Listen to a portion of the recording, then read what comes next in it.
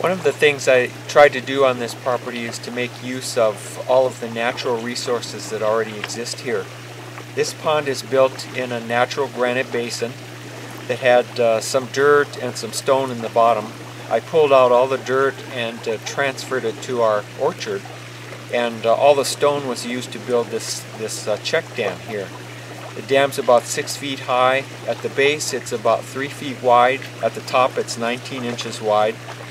And it holds back 6,000 gallons.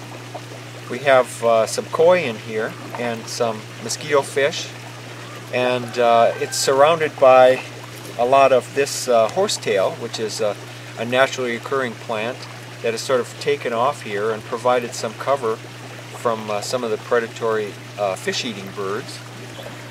We're shooting this in the early spring, so all of the vegetation is dormant. But in the summertime it's covered with beautiful water lilies that help to cut down on evaporation, and we trim back and use all of that vegetation as mulch in our garden. This coyote willow over here was a volunteer.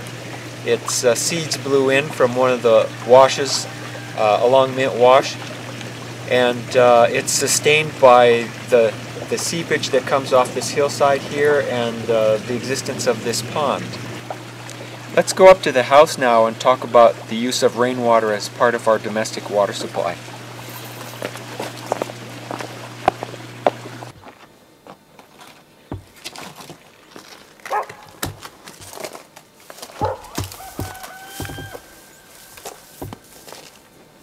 Behind me is the roof of our house.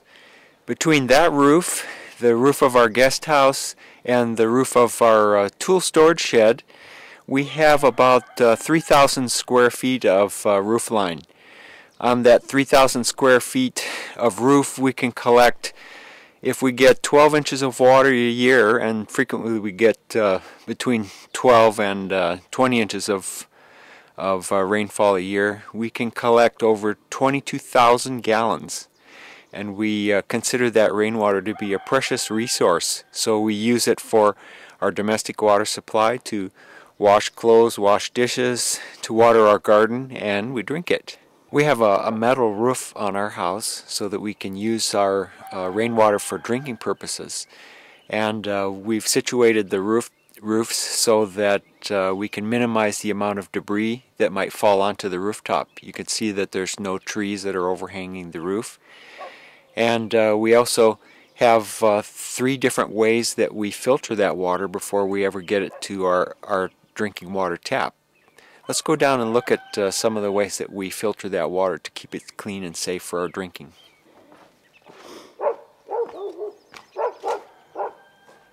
The first level of filtration is this wire mesh that's over the gutters here. This keeps birds and mice from getting into the gutters and contaminating the water. It also keeps out some of the larger debris. You can see that there's a little bit of debris that was caught before it got into the rainwater catchment system. This is our second line of defense in protecting our home water supply. It is it's a method of taking the first wash that comes off of the rooftop and sending it into a little storage pipe here. And when this storage pipe fills up, the rest of the water spills out and goes into the storage tanks. So I'm going to open this up, and you can see that some water will come out along with some debris.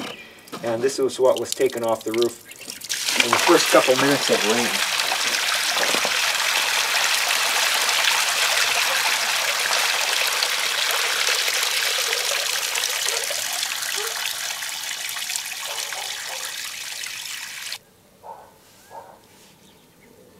For the purposes of this video, we left all of this piping uncovered, but eventually this will be covered with native stone and native plants, and the first wash off the roof will be used to help keep those plants alive.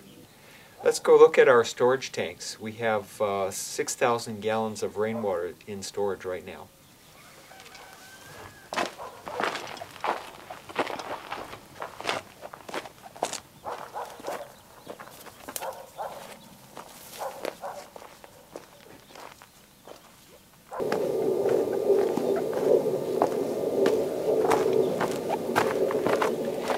looking at 3 of the poly tanks that we use to store our rainwater in.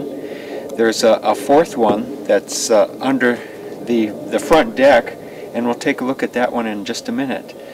They're all plumbed in parallel, and they're all at the same level, so that when one fills, they all fill. This one is a 1,500 gallon tank, and these 2 and the one under the front deck are all 1,100 gallon tanks. All of these tanks are opaque to light. This one is black and these 2 are green, and that cuts down on the sunlight that gets to the water that's inside and helps to keep any algae from forming inside there. These tanks are also, if you look at the 3 stages of these tanks, this one is uncovered. This one has a 1/2 inch of polystyrene around the outside, and then it has native stone that's stacked around it to help keep it cool in the summer and warmer in the winter. And all that stone is held in place with some recycled fencing material. This one is completed. I have a coat of elastomeric paint on the top of this one to cut down on the UV degradation of the plastic, and eventually it'll have some organic material over the top to protect the paint as well.